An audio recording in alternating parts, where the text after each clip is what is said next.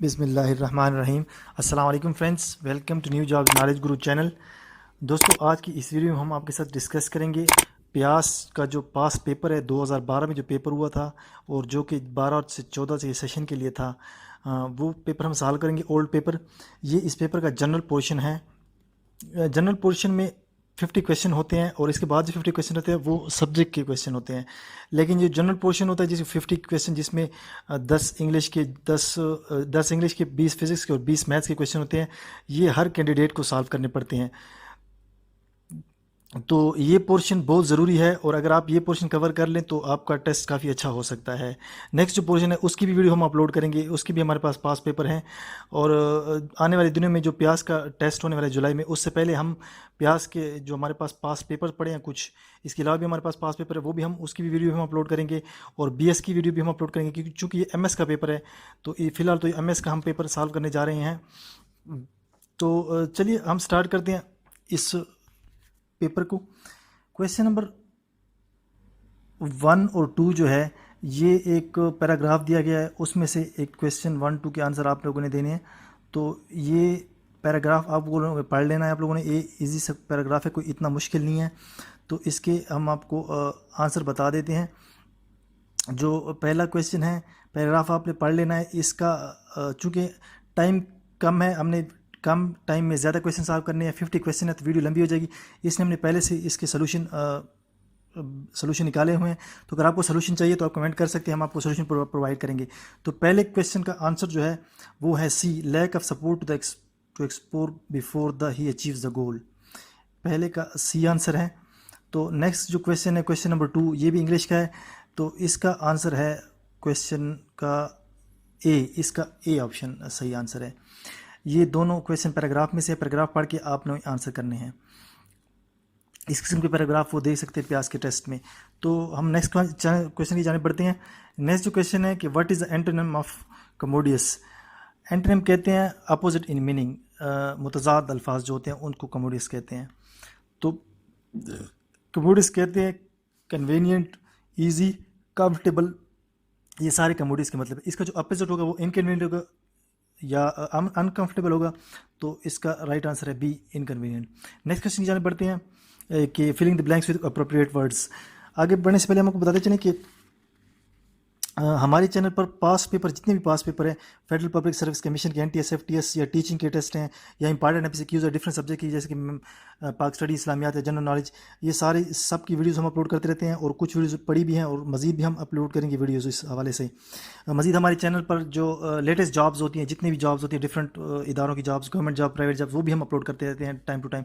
तो अगर आपने हमारा चैनल अभी तक सब्सक्राइब नहीं किया तो सबसे पहले हमारा चैनल सब्सक्राइब कर लीजिए, ताकि हर वीडियो की नोटिफिकेशन, जो लेटेस्ट वीडियो है उसकी नोटिफिकेशन आपको मिलती रहे। क्वेश्चन नंबर 4 की जाने बढ़ते हैं कि he was dash had to find himself losing all the money he had invested recently.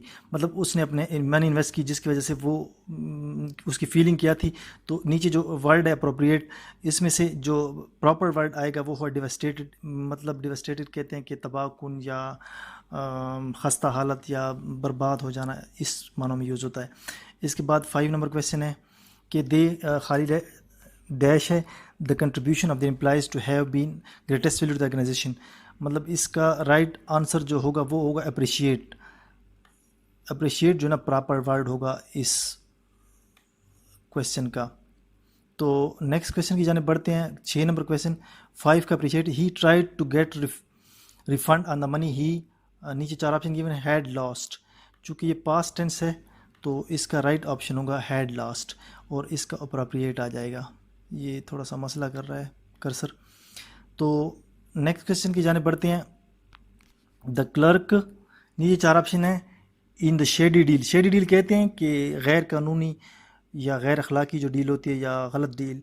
तो इसका राइट आंसर होगा कॉनिवेंस। कॉनिवेंस कहते हैं नज़रअंदाज करना या चश्मपोशी करना। इसके बाद है दिस सीज़न मिसबाउल हक लीड आवर क्रिकेट टीम या लेड आवर क्रिकेट टीम। बाकी दो तो क्लोज नहीं है, ये दो लेड और लेड में कन्फ्यूजन है। तो चूँकि पास्ट टेंस है तो ये होगा led his cricket team to the victory, ये हो जाएगा सी। नेक्स्ट क्वेश्चन है Samina dash that she had good taste but Ahmed inferred otherwise from her nervous behaviour. तो इसका जो राइट ऑप्शन होगा क्वेश्चन का वो होगा showed. Option B is the right option which is showed.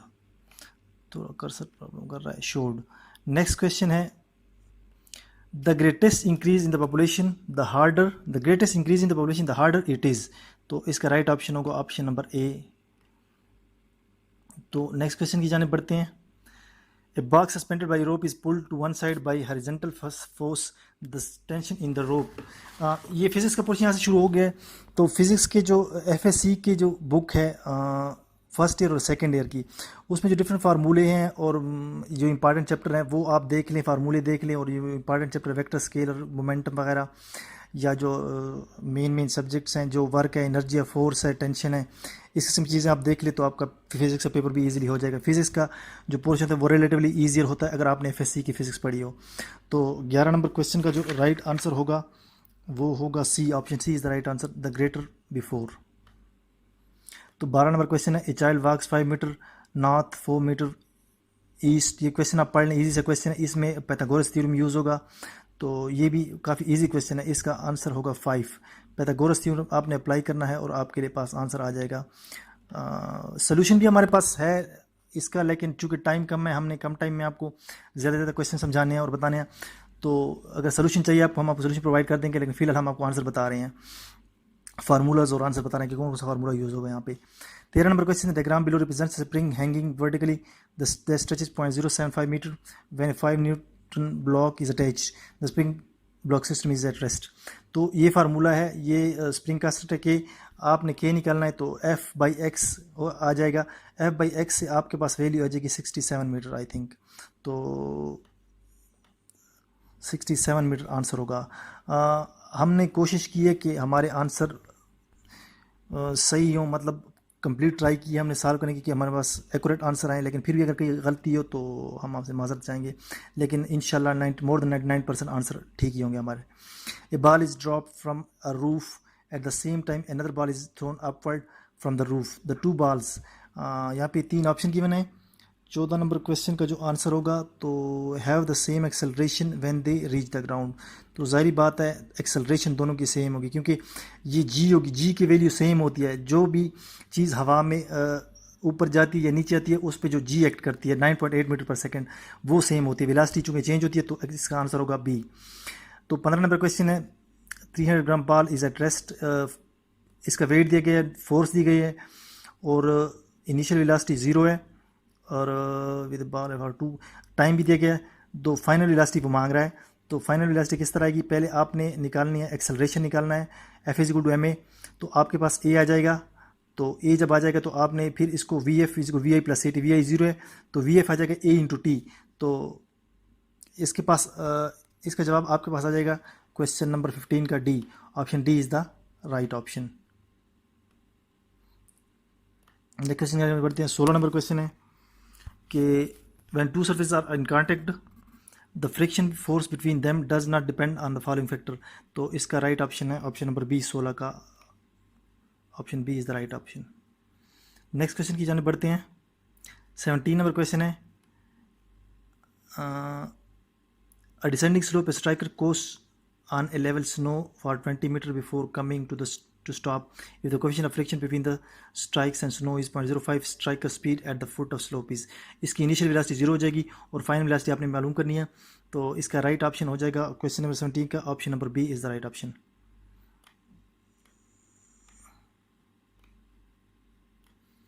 तो नेक्स्ट क्वेश्चन की जाने बढ़ते हैं। 15 number question a girl on swing varies in height from 60 centimetre to 180 centimetre. इसका जो राइट ऑप्शन होगा वो होगा option number B 4.8 metre per second. Next question की जाने बढ़ते हैं। An elastic collision conserves. Elastic collision क्या होती है? इलास्टिक कोलिजन वो होती है जिसमें मोमेंटम कंजर्व होता है और काइनेटिक एनर्जी कंजर्व नहीं होती, तो इसको बोलते हैं इलास्टिक कोलिजन, जो कि डेफिनेशन है इलास्टिक कोलिजन की। तो इसका राइट ऑप्शन होगा option number A is the right option. थोड़ा सा मसला कर रहा है cursor. Option number A is the right option. Next question की जाने पड़ते हैं। An electroscope is revise with a metal knob a metal stem. आप इसकी सारी जो स्टेटमेंट पढ़ लें तो एंड पे जो आंसर आएगा as positive charge cross the rod near the bottom of the surface the separation of the electroscope leaves increases. Increase इसलिए होगा कि सेम चार्जेस हैं तो रिपल्जन होगी सेम चार्जेस के दरमियान, तो इसका राइट ऑप्शन होगा option number B. Next question की जाने बढ़ते हैं। An 80 decibel sound relative to 30 decibel sound is more intense by factor of. चूँकि यहाँ पे आपको 50 का डिफरेंस नज़र आ रहा है, लेकिन इसका जो फार्मूला है उसमें लाग यूज़ होती है, लाग का कोई फार्मूला यूज़ होता है, आप वो फार्मूला देख सकते हैं बुक से।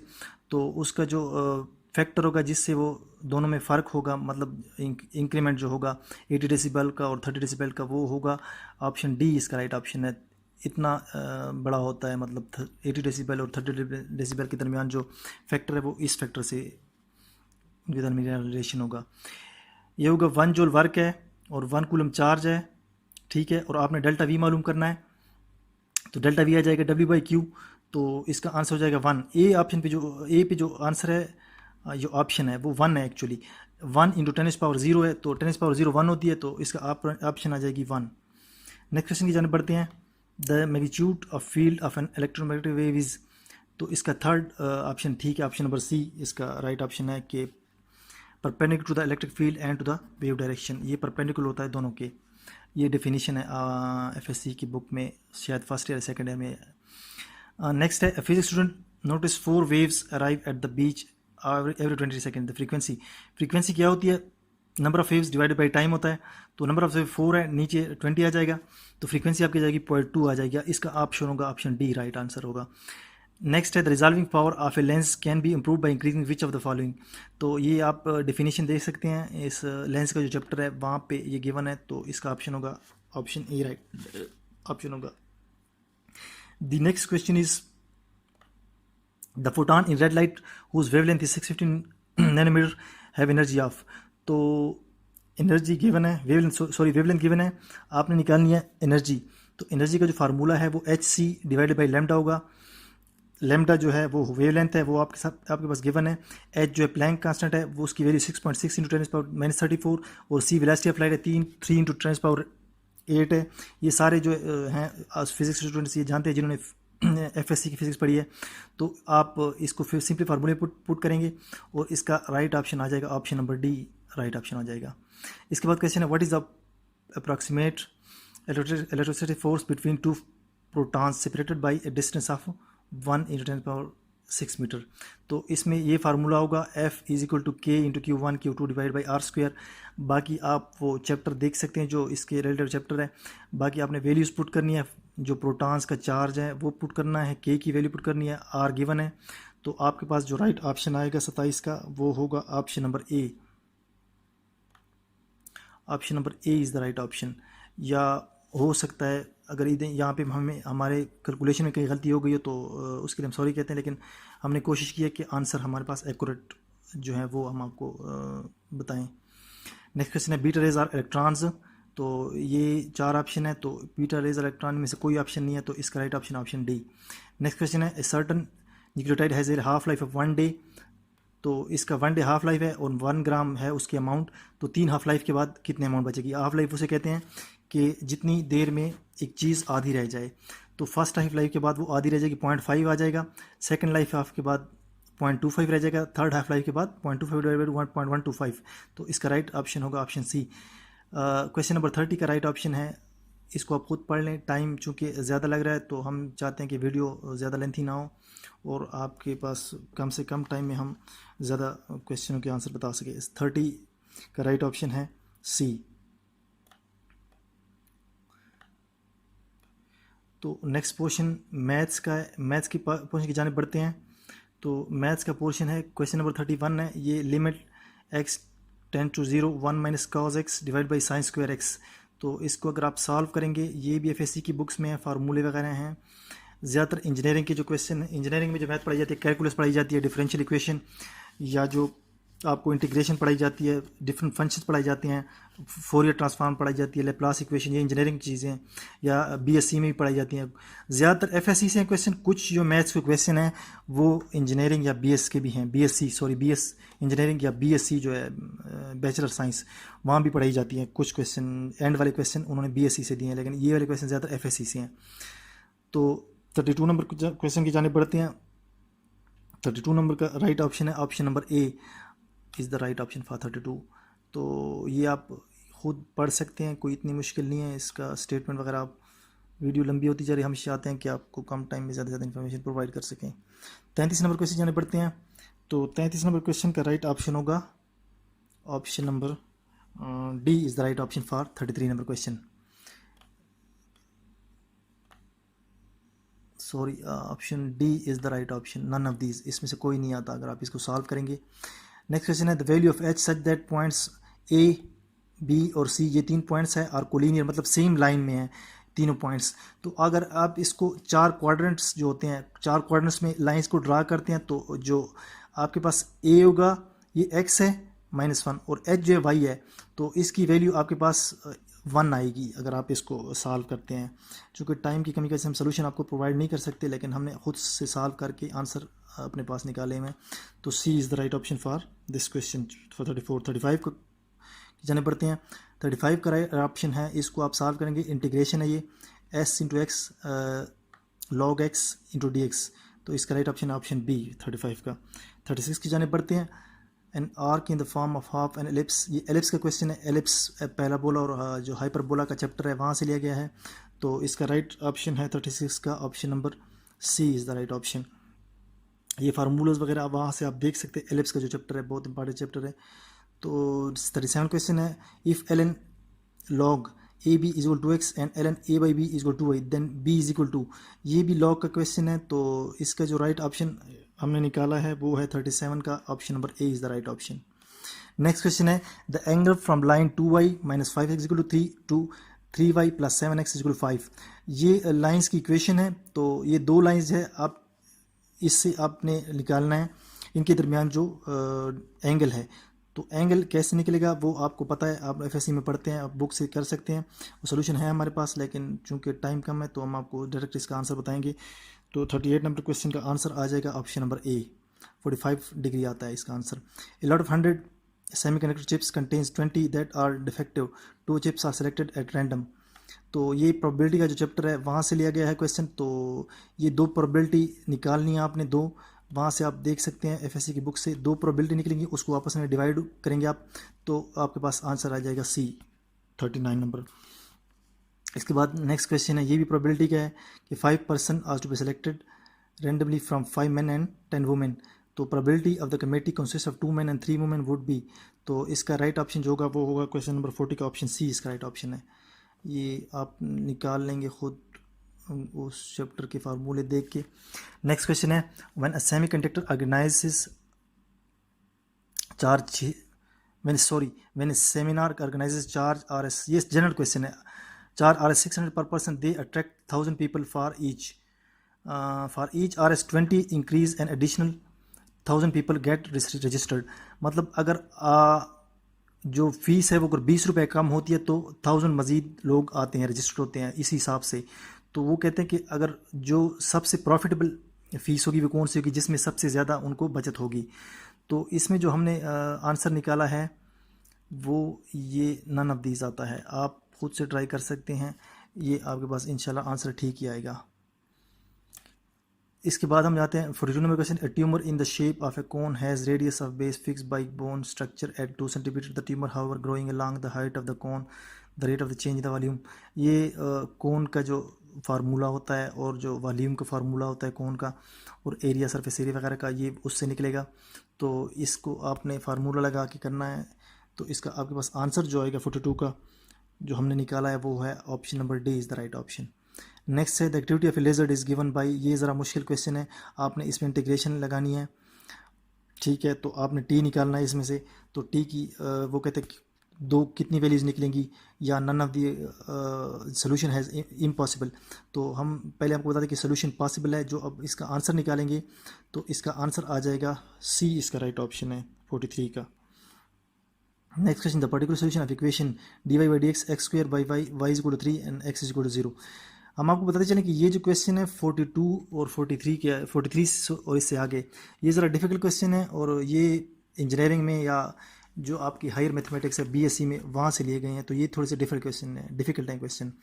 तो 44 का जो हमने आंसर निकाला है, 44 का आंसर है answer number B is the right option. तो बढ़ते हैं नेक्स्ट क्वेश्चन जाने 45 number, one eigen value of the matrix 6। जो मैट्रिक्स का चैप्टर है आप वहाँ वो देख लें, तो उसमें जो आइगन वैल्यू की डिफिनेशन है और किस तरह निकालते हैं वो आइगन वैल्यू, वहाँ से आप देख लें सारा कंप्लीट प्रोसेस, तो वो आपको समझ आ जाएगी। तो इसका जो आंसर हमने निकाला है वो है ऑप्शन नंबर डी 45 का। नेक्स्ट क्वेश्चन है 46 number, the Laplace transform of function t sine 2t is. तो इसका जो राइट आंसर निकला है हमारे पास टी साइन 2t, वो है ऑप्शन नंबर नहीं निकला इसका आंसर, हमारे जो गिवन क्वेश्चन उनमें से कोई नहीं है, तो इसका राइट ऑप्शन है ऑप्शन नंबर डी 46 का। 47 नंबर क्वेश्चन है, the frequency and amplitude of harmonic motion describe by the given equation. जो गिवन इक्वेशन दी गई है इसको आपने देखना है और इसको आपने सॉल्व करना है। तो सॉल्व करने के बाद जो आंसर आएगा आपके पास वो होगा 47 नंबर का option number C is the right option, ये आपके पास आंसर आएगा। 48 नंबर क्वेश्चन की जाने पड़ते हैं, the function F Z Z square plus 3iz minus 2 Z plus I Z is equal to I Z does not is equal to I. तो ये सारी कंडीशन गिवन है। इसका जो आंसर होगा ये होगा Z is discontinuous at Z minus Y. जो फंक्शन होते हैं कंटिन्यूस और डिसकंटिन्यूस फंक्शन वो आपने देखने हैं, इसके लिए वहाँ से आपको पता चल जाएगा। इंजीनियरिंग में आप लोग पढ़ते हैं या बीएससी में पढ़ते हैं। क्वेश्चन नंबर 49 है, if Z square is equal 1 then Z under root Z is Z square is equal to I. I जो है वो अयोटा या कम्प्लेक्स नंबर होता है, अयोटा होता है, iota is equal to under root -1 होता है। तो आपके पास इसका आंसर आ जाएगा 49 का option D is the right option. Under root Z is indeterminate. Next है फोरियर एक्सपेंशन। फोरियर एक्सपेंशन भी आप इंजीनियरिंग में पढ़ते हैं, ये भी काफ़ी इंपॉर्टेंट टॉपिक है। Of periodic function whose definition is one period from x-1 to x1 is f(x) is equal to x square has its expansion. तो इसका जो राइट ऑप्शन है वो है cosine terms only, its expansion is cosine terms only, ये इसका answer है। तो ये थे हमारे पास पहले 50 क्वेश्चन जनरल पोर्शन जो हमने सॉल्व किए, और ये हर स्टूडेंट इसे अटैम्प्ट करेगा अगर प्यास का पेपर आपने देना है, चाहे आपकी जो भी फील्ड है। तो उम्मीद है आपको वीडियो अच्छी लगी। अगर वीडियो अच्छी लगी है तो वीडियो को लाइक ज़रूर कीजिए और अपने फ्रेंड्स के साथ इसे शेयर कीजिए ताकि ज़्यादा से ज़्यादा लोगों को इसको फ़ायदा हो। और अगर आपने हमारा चैनल सब्सक्राइब नहीं किया तो फ़ौरन हमारा चैनल सब्सक्राइब कर लीजिए ताकि आने वाली जो प्यास की पेपर्स हैं मज़ीद हम अपलोड करेंगे वो उसकी नोटिफिकेशन भी आपको मिलते रहे।